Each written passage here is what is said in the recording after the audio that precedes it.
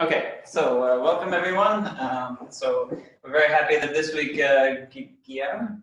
Guy is fine. Guy, thank you. From Amsterdam has agreed to give a second talk on entanglement, entropy, and de Sitter space. So thank you very much. Oh, happy to be here. Okay, so this is based on work from 6 years ago with Juan Aldacena, and let me give you. It'll be a bit schizophrenic because I'll be jumping from the board to the presentation, but I'll try. Given the audience, I'll try to give more background on de Sitter space and quantum field theory in de Sitter space before getting into the entanglement entropy computation itself. Okay, so let's see. So I guess that the outlines kind of match each other. So let me stick with this one here. So I'll try to say a few words about de Sitter space, about the structure of quantum field theory in de Sitter space. And then I'll make some general comments about entanglement entropy and how the structure of entanglement entropy changes in de Sitter space. So there are some new terms that don't appear in standard computation of entanglement entropy in flat space. And they encode some interesting physics that you only see in de Sitter space. So turns out that for free field theory, even for free massive field theory, for a certain entangling surface, this computation is doable. And well, you have to do some tricks related to geometry, and I'll try to explain or sketch what these tricks are. And then I'll describe the computation using this HRT formula, the Rubeni-Rangamani-Takayanagi formula for quantum field theories in de Sitter space that are strongly coupled but have a gravitational dual. And instead of conclusions, I was listing some questions that left me wondering when we finished this project, and I don't think that it's being picked up, so maybe it's something interesting to ponder. Okay, very good. So de Sitter, like anti-de Sitter, is the most symmetric solution to Einstein's equations, but with positive cosmological constants. And essentially, it's a very good time model for early universe cosmology, in particular inflation. Okay, so that was our initial motivation to look into de Sitter space. And let me just say a couple words about what we actually compute in de Sitter space. It's a bit tangential to the talk, but it will give you some context for why we are interested in this computation of entanglement entropy. So in standard flat space, we study scattering amplitudes. In particular, the main observable is the S matrix. So we prepare some incoming states, they scatter some outgoing states, and we compute this overlap. In de Sitter space, that's not exactly the thing that we're interested in. So just a quick review. So de Sitter space, this will look very familiar to you. This is the metric in flat slicing. This eta coordinate is called conformal time. And if I do a double weak rotation, if I send eta to IZ and the Hubble radius to I divided by the ADS radius, I get Euclidean ADS. Okay, so it's very easy to relate this analytically continue this line element to Euclidean ADS. And this is more standard coordinates, which you learn in your cosmology course. So co-moving observers, so these are free-falling co-moving observers. They are exponentially stretched away from each other, and after time scale that is set by the Hubble constants, they lose causal contacts forever. Okay, so this is very early times, and this is very late times. So every friend around you will eventually disappear from your view. That's the idea. And in flat slices, translational symmetry along the spatial direction is a good isometry. So we always think in terms of momentum modes, so three momenta. And a fixed co-moving distance corresponds to a physical distance that is being stretched. So if you set some physical distance scale, physical co-moving scale R, then over time, the physical separation between your 2 points is being redshifted by a factor that is ordered in conformal time. Okay? So this means that if you track a mode of fixed wavelength, co-moving wavelength, its physical wavelength is being redshifted. So this is important to understand how we quantize. So in these statements, like what would be the statements if you use the proper distance and the proper wavelength? You can, in terms of quantization, you can still think of everything in terms of the embedding coordinates and the proper length. But then the justification is a bit more the power of symmetry. Here there is an argument that is a bit more hand-wavy, but it's more satisfying psychologically. So the notion of vacuum in the Sitter space is a little bit weird because there is no notion of a positively bounded Hamiltonian. So there is no clear sense in which you can take a state that minimizes any Hamiltonian. So you need to invoke symmetry to talk about a vacuum state. And so you can do that, but even by invoking symmetry, that's still not good enough. You get a family of states. There are de Sitter invariants. So you need some other inputs. And in this license, it's easier to see what the input is. Okay. It corresponds to, at short distances, you should feel that you're in flat space. So the physics should match the physics of flat space. So these requirements essentially pick a state. I'm not sure it's a vacuum in the sense of minimizing Hamiltonian, but and also that's what we use for cosmology. So it's just the bread and butter of cosmology. But you can do everything in embedding coordinates. So the observable that we compute is the wave function of the universe. So you fix some boundary conditions in the asymptotic future, and you impose that at very early times you pick an initial state. Okay, so it's some overlap between, say, the vacuum states at very early times and some states where you fix like Dirichlet boundary conditions at late times. Okay, and I'll say a couple words on how you actually fix the vacuum state. So the standard vacuum actually has many names, but I would say the most standard name is the Bunch-Davies vacuum. It's also called Chernikov-Tagirov or Hartle-Hawking or Euclidean vacuum, many names. So the way to justify the choice of this vacuum in these flat coordinates is this idea that if you track a mode of fixed co-moving wavelength, at late times it's being stretched, but at very early times it's being super blue shifted. So it doesn't, it's like its wavelength is so small compared to the Sitter radius that it shouldn't care, it shouldn't feel that it's a mode in the Sitter space. So you should quantize it as you would quantize a standard harmonic oscillator. You pick like standard positive frequency mode functions. That's the idea. So at very early times, you want your mode functions to behave like e to the ik eta. Okay.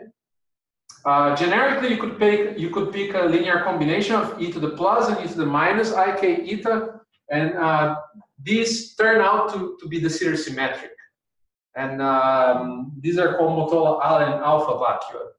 Allen, by the way, is a director at the Max Planck Institute, but now he does gravitational waves. You have to know that our institute has 2 locations. Yeah, so in the Hanover location, yeah. But it's the same name, right? It's Albert Einstein. He's behind the horizon. Ah, right. Very good. So,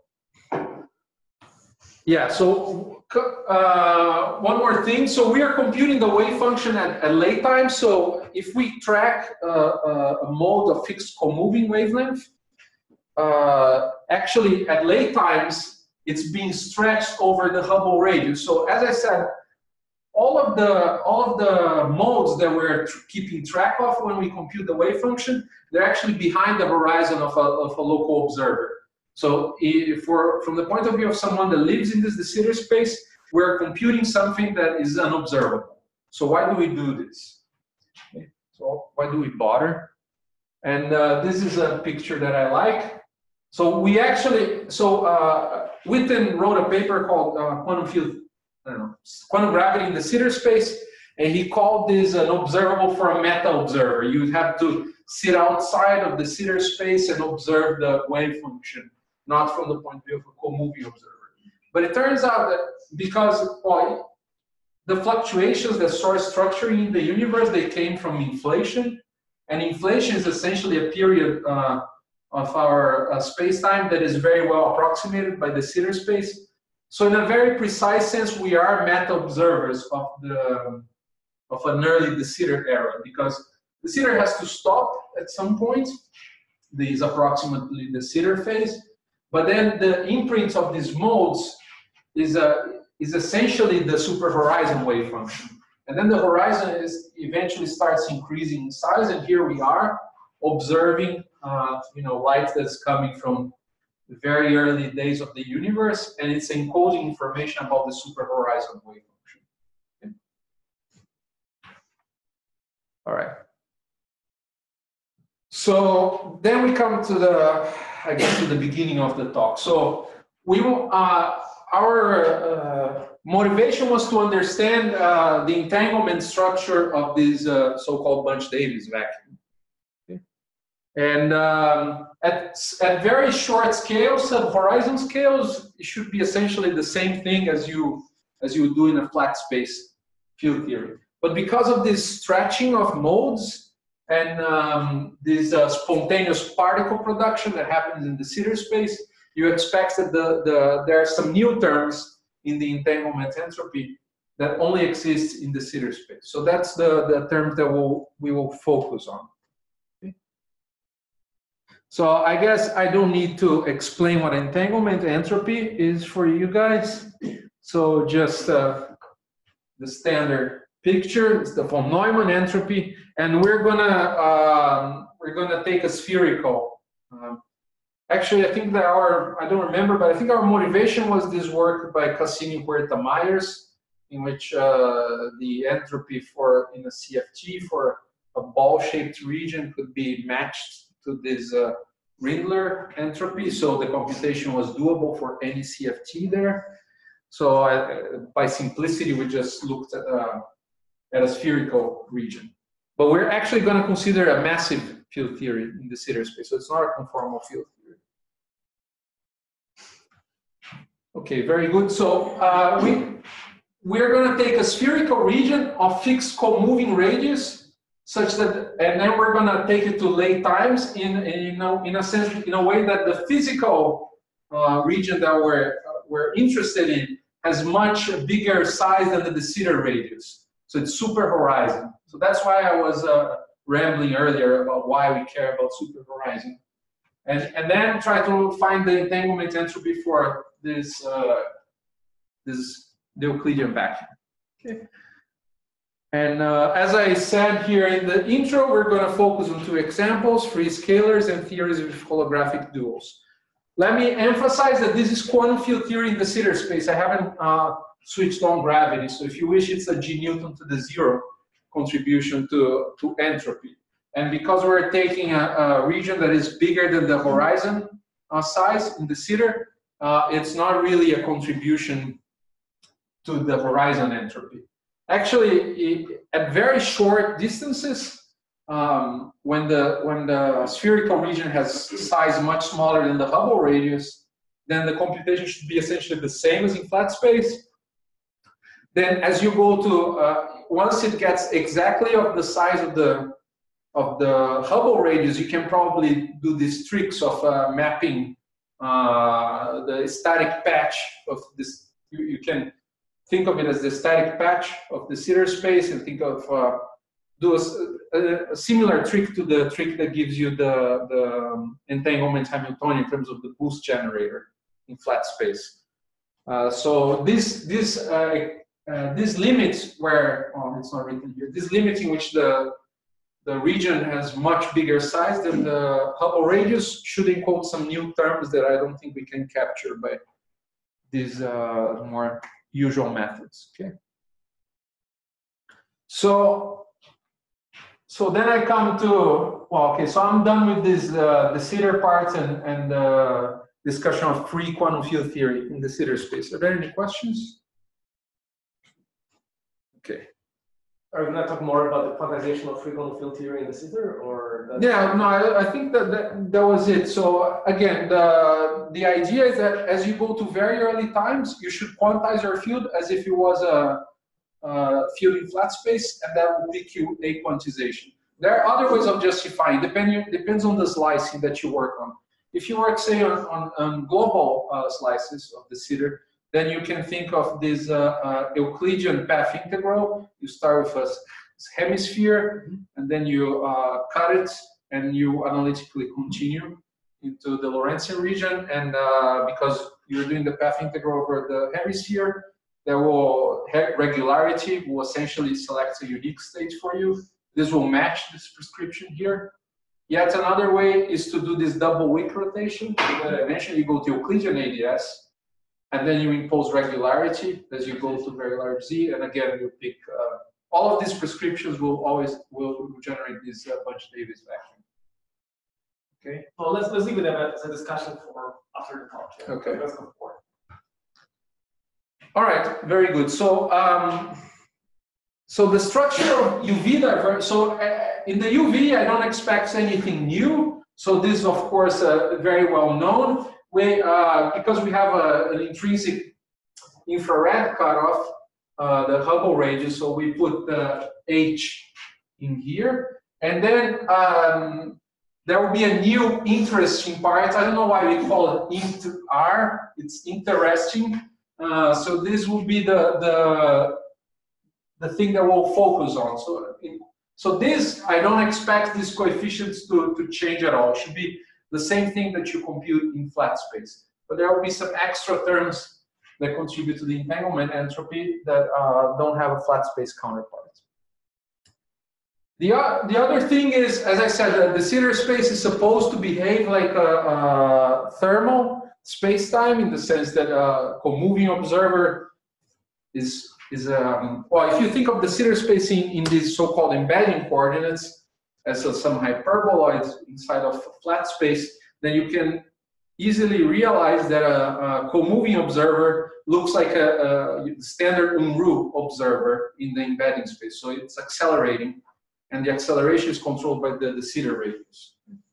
Actually, this was explored in detail by Deser in 2001 or so. And when you introduce these interesting terms, these terms are the ones that are finite as you take the cutoff to zero, I mean to extreme UV, or these are so they will depend on the physical size of the region. So as long as the physical size is finite, they should be finite. Okay. Yeah. If I take fixed co-moving distance and I take very late times, then the physical size blows up. So, but if I try to keep the physical size fixed, they will be finite. So the result for massive, sorry for the ignorance, this result for massive theories in flat space by Hertzberg and Wilczek has a mass to appropriate power. Yeah. Times area, and it's UV finite, and it is what it is. Yes. Okay. Good. Yes. So it's not written here, but I wrote it. Yeah. So can I switch? Will the camera follow me? Yeah. Let's switch. Here's the. Just keep shouting. Okay, I'm erasing the board. So, right. So, yeah. So this term by Hertzberg and Wilczek, I think, appeared in the logarithmic term. So, if I write S equals SUV divergence plus SUV finite, then the UV divergence piece will be, C1 area over epsilon squared, some UV cutoff, then log epsilon H. Then, in principle, just by dimensional analysis, then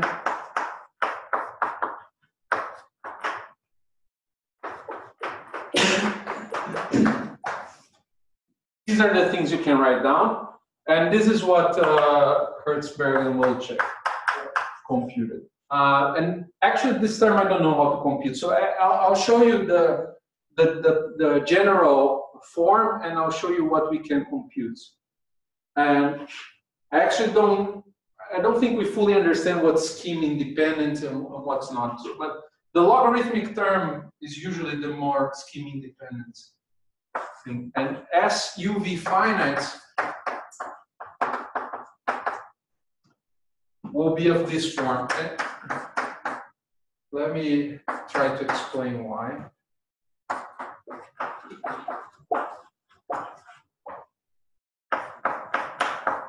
I'm in 4D, by the way. You can play the game in other dimensions. We did it in 3D also on the paper. So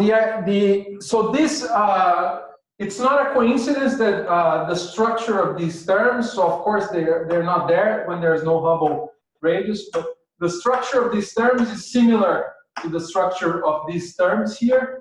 And here the reasoning is that entanglement, the UV divergent piece, is coming from very local entanglements between the degrees of freedom. So it's essentially an argument of locality that gives you these terms. And I'll try to convince you that there is also an argument of locality that gives you these terms here. But in general, they're not going to be the same. So this is not going to be equal to this. This is not going to be equal to this. In a conformal field theory, they will be the same. But because then the conformal field theory doesn't know that it's in de Sitter. But for a non-conformal field theory in de Sitter space, these terms will be in general different. Okay. And one thing that is interesting is that theories at finite temperature have an interesting contribution to the entropy that goes like the volume. And theories in flat space have interesting terms that go like the area. But yeah, for these superhorizon regions, things seem to grow more like with the area than with the volume. So in a sense, it looks thermal in order horizon scales, but then it has a kind of in between. It's not quite like a thermal field theory when you look at these very superhorizon distances. So I have like a very nice question about this. So there is always a question of how to interpret the entropy of the horizon in the de Sitter space, right? I think this question is not understood. Yeah. But in the context of horizons, at least in ADS, there's been an idea that the entanglement entropy of quantum fields in ADS CFT, give rise to a contribution to the entropy of, say, a black hole, right? Right. That comes from sort of like renormalizing the Newton's constant, right? Like this idea has been on the market for a long time, right? Yeah. And it was made a bit more precise in the context of horizons that are Ryu-Takayanagi surfaces, right? So can you run a similar story here? And then like it's a bit nicer. Are you thinking? But are you thinking of the original motivation for why people looked at entanglement entropy from the 90s, or are you thinking of this recent thing by Maldacena, Leopovic, and Faulkner? Yeah, I think it was. Yeah, I don't know actually. I don't know because Actually both. Because again, this is a region that is in a sense is speaking many horizons. Oh, okay. So because it's super hard. Yeah. So I don't really know how to. So this result of the calculation is not correct if A is of the order of the. I don't think so. Oh, okay. There's a recent paper, but I was trying to understand it yesterday because Ivo Silverstein had a paper earlier this year with Toroba and Sidong. But I think they had this setup in which you have de Sitter, so you have de Sitter D-1 and de Sitter D in the bulk, so some holographic dictionary. But I think the gravity is switched on in both the bulk and the boundary, but gravity is weaker in a sense, I think, in the boundary. And they were computing entanglement entropy there. But I don't know if their entanglement entropy, the dominant contribution, is coming from the gravitational parts. But yeah, but I think that there they were looking at horizon-sized. Okay. I'll have a look. Thanks. Yeah. Okay. So, yeah. So, well, the honest answer for why this is the form of the entanglement entropy is because you do the calculation. This is what you get. But the hand wavy, I like this picture. I don't know if it will convince you, but this is the picture. I don't know if it's easy to see, but maybe can we dim the lights here a bit? Otherwise, I can't say it in words. Yeah. Can you see that some arches are in red and some are in black? Hardly. Okay. So, well, some are thicker. So yeah. So look at the thicker arches. Okay. So, so again, this is the flat slicing of the Sitter space, and we're going to lay times, and then this is our entangling surface. So we want to trace out like the degrees of freedom. They're here outside. So what I'm seeing is entanglement that comes from these pairs here. Okay, these pairs. One thing that I didn't mention is that the late time wave function of the Sitter space is time independent. So because of this constant red shifting, at late times they either freeze out, they die off, or they freeze out. So at late times it becomes more and more time independent. So this thing here looks like it has a time dependence, but it's just because you can write the area as the area in co-moving coordinates divided by some eta squared. Maybe that's related to Michal's question of whether this thing diverges. So if I fix the co-moving distance and went to very late times, then this would naively blow up. But it's because I'm looking at sort of an unphysical thing, because I'm trying to keep track of some region that has like infinite physical size. But the point of this picture here is that the entanglement that this is capturing is coming from these pairs. They are produced at some point in time, and they fall off the horizon. Okay, so these guys here are being accounted for in the entropy computation. These guys here, not really, because I have the full information about them. So the entanglement is really being generated like nearby the surface.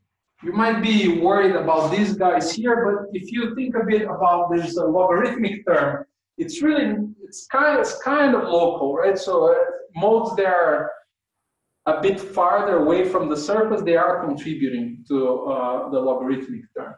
But so this is a hand wavy way of arguing that we expect the structure of entanglements to be local, but it was established at earlier times, and then these modes got outstretched and fell out of the entangling region. So this doesn't happen in flat space, right? So this stretching of modes. So that's why you're seeing these new terms. So a nice question. So I mean, this looks a bit like a quench, right? Because it's a quantum field theory in a time dependent setup, right? Yeah. So the mass is time dependent. Yeah. And in quenches, there's a very powerful paradigm that goes under the name of quasi-particle paradigm for entropy production. So you look at the time dependence of entropy as a function of time, and you can actually interpret this result in terms of some kind of like effective excitations of the system that are, pairs moving in opposite directions with some velocities, right? And if one member of the pair leaves the region that you consider, then basically you click and you say that the atomic entropy increased by. Right. I think that this is exactly what's happening here. Yeah. And this is the paradigm that applies to integrable setups. Right. And I think also to follow the example. Yeah. And actually, we found so it turns out that for this model, we can find the entanglement Hamiltonian, but we don't have a good interpretation of it. So maybe using this paradigm, you can interpret it. So how am I doing with time? 25 minutes. Okay. Very good.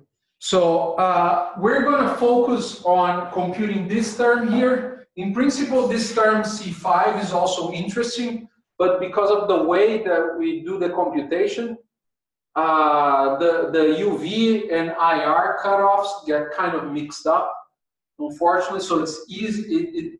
We found a simple way of capturing this term here, In holography, it's possible to calculate both, but in the free field theory, we really only computed this term.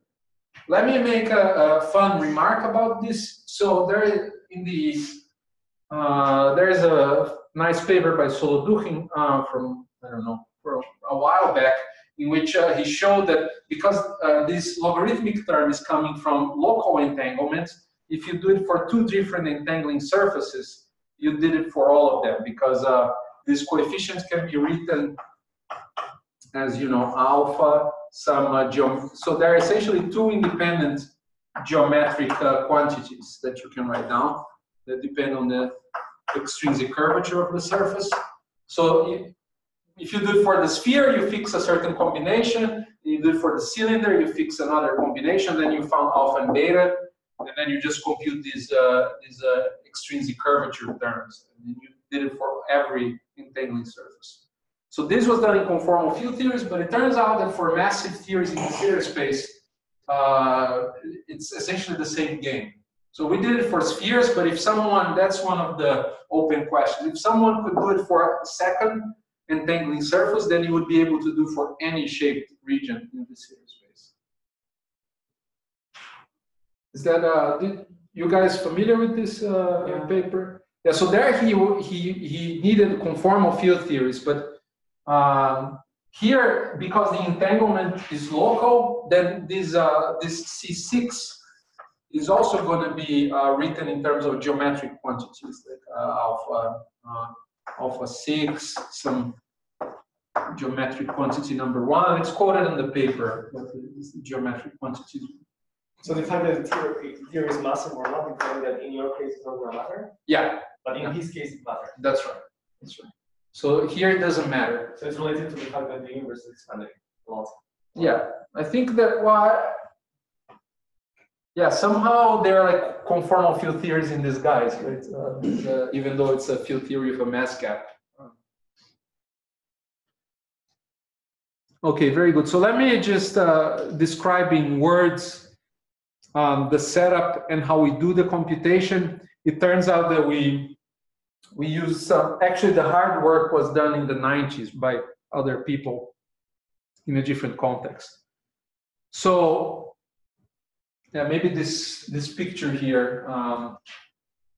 Well, I don't know. Juan didn't like this picture, so I drew it. So I hope that it's especially this thing here. I don't know if it's clear. These are two hyperboloids, and there's some bridge gluing them. Okay, it's some like deformed sphere. But so the trick is the following. So this is our actual setup. So we have the de Sitter radius here, and we're taking an entangling surface that has many de Sitter radii. So this is in the Penrose diagram. That's what the slice looks like. So we're going to exploit. So entanglement entropy is invariance under an isometry. It's a very important point, which was exploited a lot by Cassini-Muerta, for example. So you can take this entangling surface and push it all the way to future infinity. And then at future infinity, it's easier, this entangling surface can be well approximated by this entangling surface in global coordinates. Okay, so it gets better and better approximated by a hemisphere. And the entangling surface, this S2 here, okay, is this S2 that by a de Sitter isometry can be mapped to a hemisphere of the S3. Okay, so this step number 1 is you push the entangling surface all the way to future infinity. Then it really becomes there's a emergent SO1,3 symmetry here, and then you, because there's an SO1,3 symmetry, you want to exploit it. So then you look for some system of coordinates in which the isometries are being realized linearly. So it's hard, it's not easy to write mode functions for the half of S3. But it turns out that if you break the Sitter into these hyperboloids, in these hyperbolic slices, you can write mode functions that have support either on the left or on the right.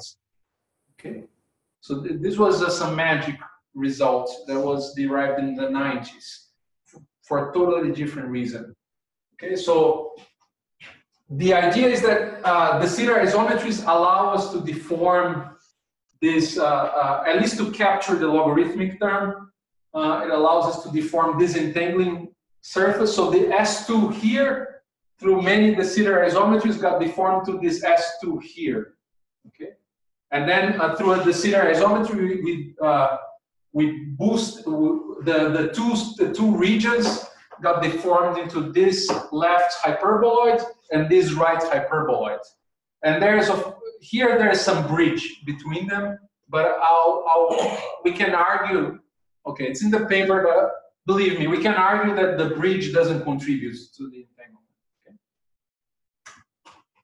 So that's the setup. So now it looks very much like a Ringler type of entanglement. You have modes with support to the left, modes with support to the right, and then you can do the density matrix computation. So this was worked out by these two sets of authors in the 90s.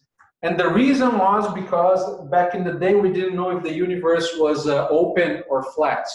So people wanted to understand how the fluctuations coming from inflation would encode the geometry of the early universe, whether it was open or closed, etc. So they essentially quantized the free field in the hyperbolic slices. And it's a bit tricky, and it's done in detail here. And then we just took the results and did a Bogolyubov transformation. That's all we did. Because, of course, the modes that they care about, they have support on both sides here. But then it's easy to do a Bogolyubov transformation and just have modes that have support on either the left or the right. And then you can trace out the right Hilbert space. So that's really the trick. And that's all we needed to do. Is that clear? Okay, very good. So I'll write a formula. So camera, follow me here. He did. Well done.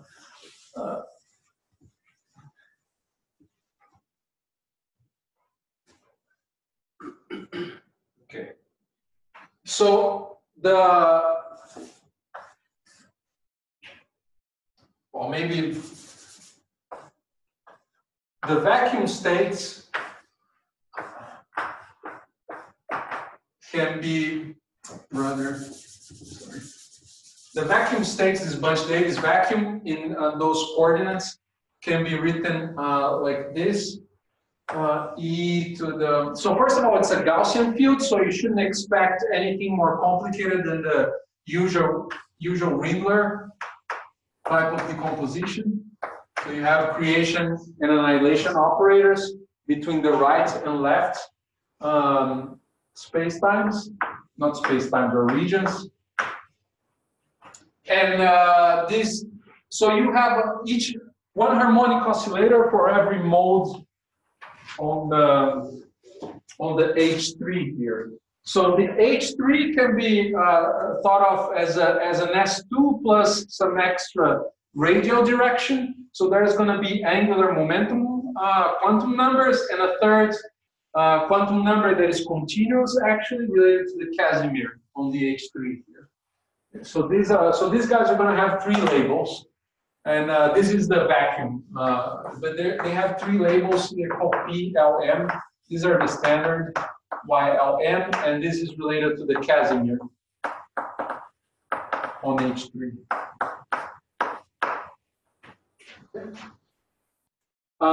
Then we can do the trace, and we find the full density matrix. Then you can compute whatever you want.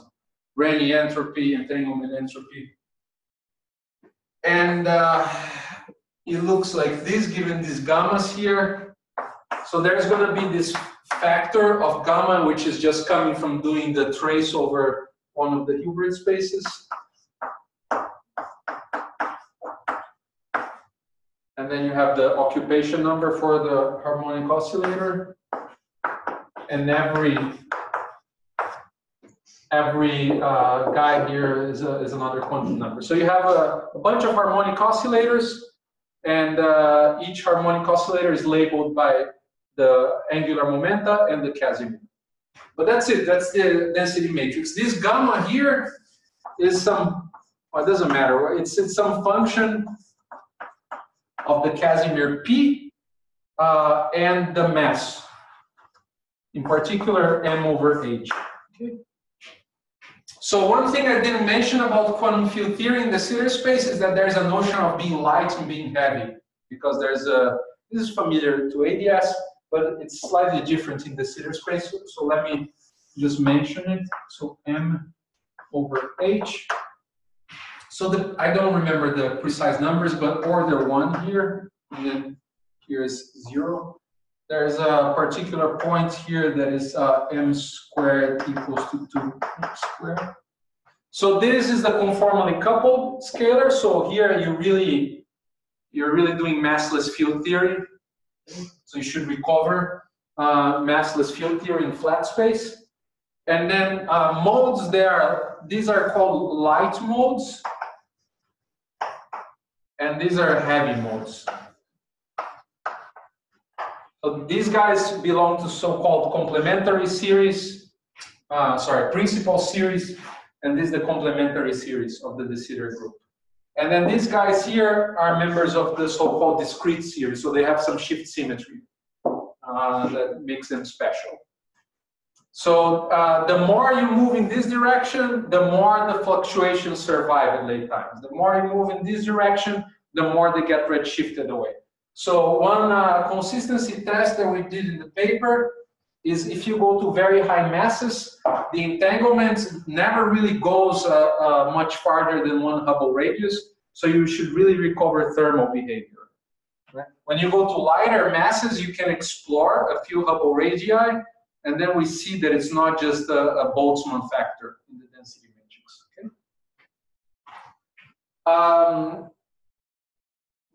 Coming to Michal's question, so of course you can write this as an entanglement Hamiltonian, e to the minus beta entanglement Hamiltonian, and it makes sense to assign to beta, actually beta is 2 pi, sorry, which is 1 over the de Sitter temperature. I'm working with h equals to 1. So if you do that, then the entanglement Hamiltonian is just given by the log of this gamma p squared, and then for this particular value of the mass, then the entanglement Hamiltonian is going to be a bunch of harmonic oscillators with energy EP, and EP is going to be P for m squared equals to 2h squared, which is just the relativistic gas. So you got a relativistic gas, it's totally standard for this guy, which is a massless field in flat space, the same computation. But we got something more complicated for massive field theories, some caution, blah, blah, blah. So it would be very nice if we had some natural interpretations of Hamiltonian. So this is an open question. Very good. So let me just show you the results so I can go to. So this is the interesting. So this parameterizes the mass. It's some standard. You don't need to worry about it. Some standard parametrization of the mass. It's related to the conformal dimension in de Sitter. And then this is a massless field, and then this is the crossover between those two regions I was talking about. And then the entanglements decays very fast. As I said, you can't explore many Hubble radii. So, and here it really goes like what you would expect. It's the minus mass divided by Hubble. But then you have, well, it's normalized with the entanglement, the value of the entanglement term for conformally coupled. And yeah, there's this dip. You would expect that it would go up. I don't really understand why there's a dip. And then in particular, the massless value matches with the conformally coupled. There is a little bit of cheating that we do for these guys here, but we convinced ourselves that it wasn't going to change this. So what happens is that if you do this quantization of the hyperbolic spaces, what I said about being able to separate left and right doesn't really work once the mass is very small. So there's always one mode for a specific value of the Casimir that has support on both sides, and you can't really separate it into left and right. So this is called the Superhorizon mode, and but it only exists for a particular value of this Casimir P. So it doesn't get entangled with the modes that have supports either on the left or on the right. So we thought, oh, maybe it doesn't contribute to the long-range entanglements. But this dip here is a little bit weird. I don't know what to make of it. Here I know how to make sense of it. Here it matches flat space, but here it's a bit interesting. Okay. So that was I find it nice because it's an example where you don't need a replica trick, and you can actually do the honest density matrix computation, and it was actually, I had no idea that it was possible. So now let's do it for holography, and we're going to use HRT essentially. Okay, so how am I doing with time? 10 minutes. Okay. So I'll try to move faster. Okay, so I'm going to draw a picture here and then explain. There are essentially three setups.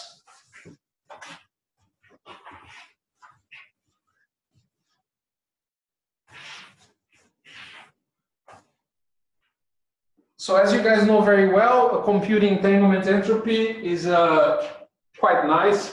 When you have holographic duo, you just do geometry. So we're going to work with three examples. One is trivial, which is a CFT in the sitter. So here you're not going to learn anything, but I'm going to introduce some geometric slicing that is useful in the other examples. Then I'm going to study a gapped theory in DS, with the gap being much bigger than the Hubble radius. And then this is the most interesting example. Gap, we call it the ungapped theory, but it really means that there's a gap, but it's order or smaller than Hubble. So there's non-trivial entanglements over many Hubble radii. Okay.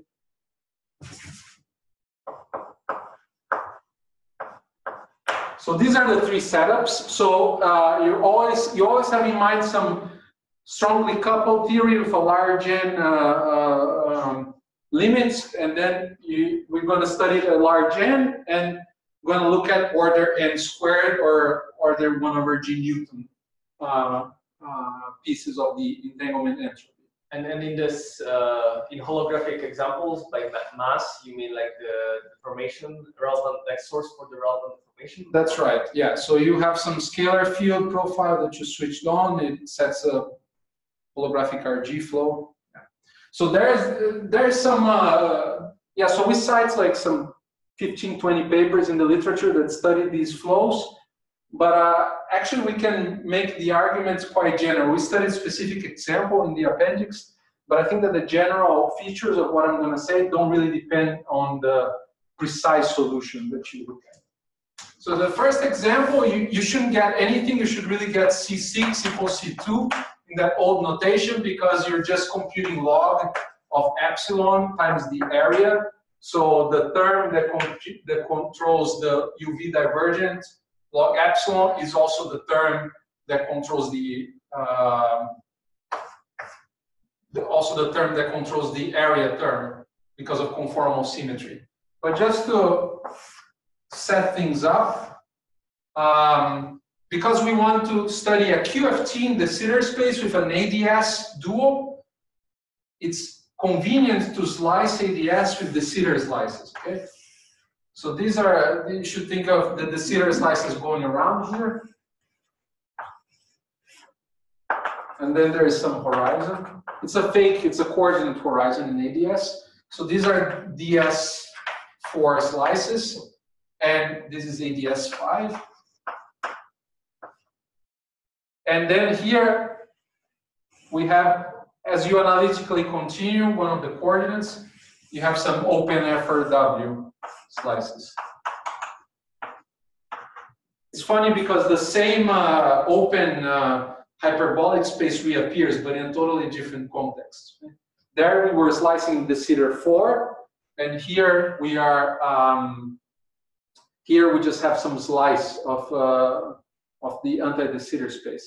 And yeah, I forgot to say, but the interesting term is really coming from the volume. The size of the interesting term is sort of coming from the volume of that hyperbolic slice that I showed. Yeah, so the volume of the hyperbolic slice is controlling the size of the interesting term. And then you have the infrared and ultraviolet cutoff get mixed because you have the same term that controls how close these two regions are is the same term that controls how big this region is. So that's why we couldn't compute the area term. Okay. But the hyperbola is going to make an appearance here again. So here, so we have the de Sitter 4 slice, and we're going to lay times and picking an entangling surface here, some sphere. And then we look for the HRT surface. And the HRT surface, well, it's a ADS, so you don't expect anything. It should be a static surface. It should be a Ryu-Takayanagi surface. It just does something boring like this. Okay. I should have drawn this flat. Okay. Not like a can. Rectangle. So the HRT surface just does something like this, and then you can do the computation of the volume of the RT surface, and you will get the interesting term is essentially the same as the UV divergence term. So you learn nothing, but this was expected. Now here, if the theory is has a large gap, what happens is, so you switch some scalar field profile in this geometry.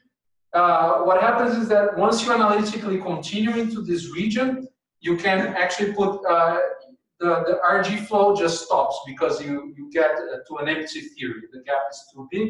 So essentially space-time cuts off. So you either put an end of the world brane or some internal direction shrinks to zero size. So the typical holographic dual of this is going to be the bubble of nothing, which is some double analytic continuation of the cigar. So this is nothing. There's no space-time here.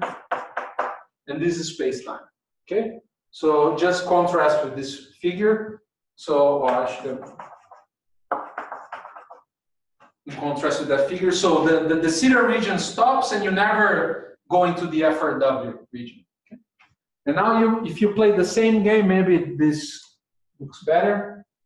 So in the specific example that we studied, the reason why, so this is some double analytic continuation of the ADS Schwarzschild solution. And then there's some internal circle that shrinks to zero size at finite distance. So then space-time just caps off here smoothly. And then you can compute the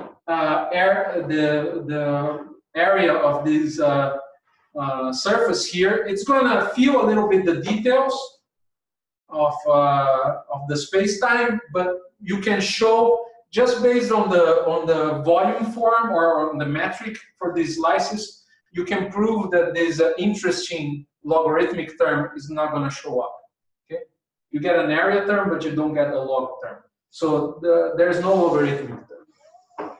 And this is expected because a confining theory, so you don't expect long-range entanglements. So that's the physics. But now finally the interesting example is when the gap is relatively small. So what happens is that once you, well, maybe I'll show here.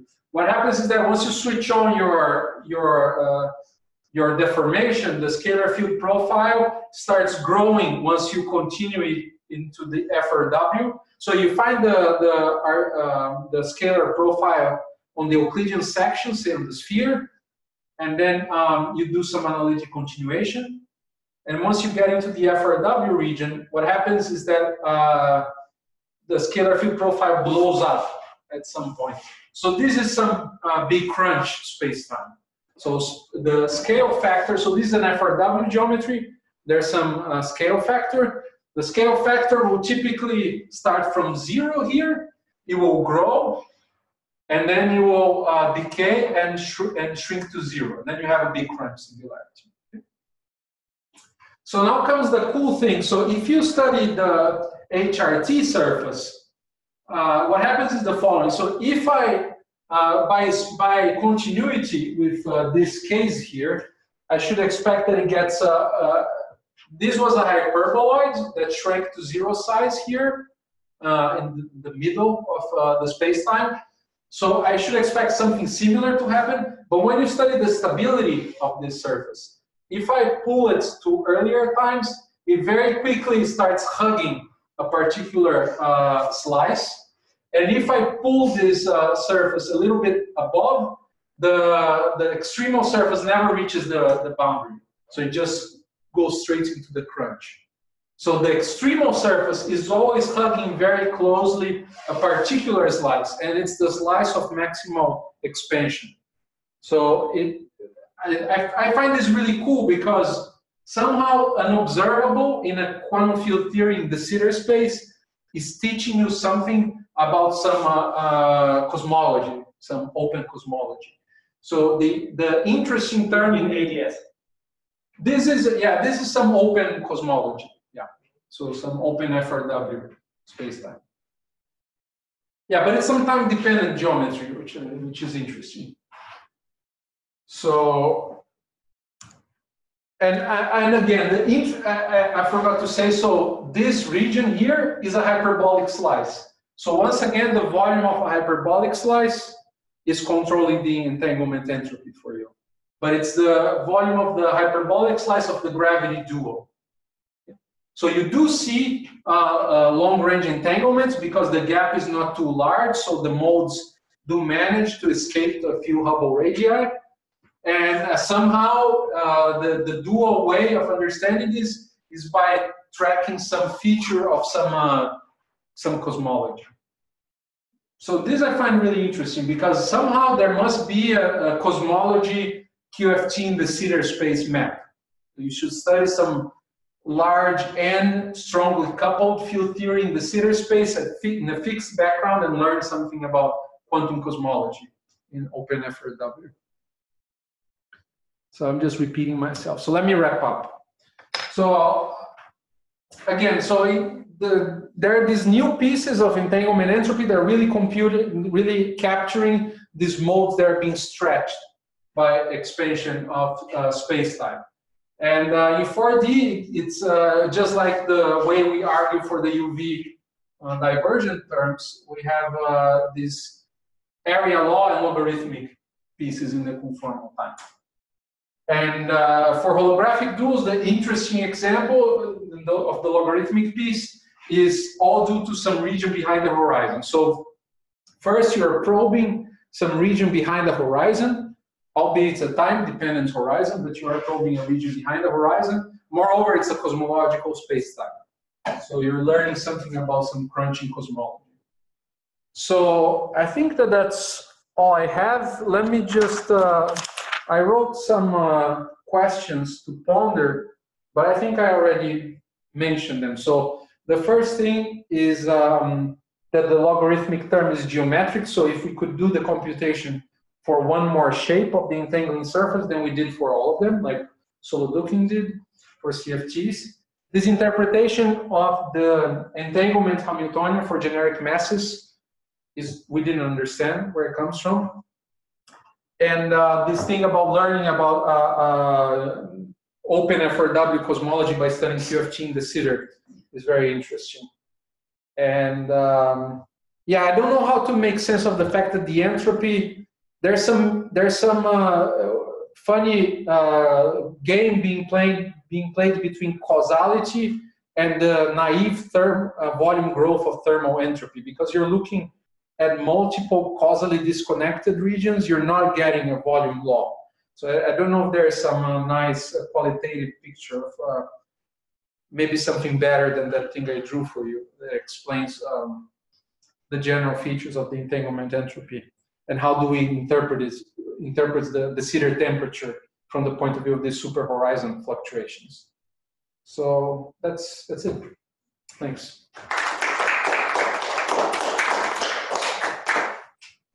Any questions?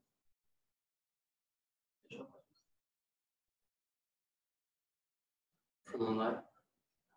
Are they still there? Yeah.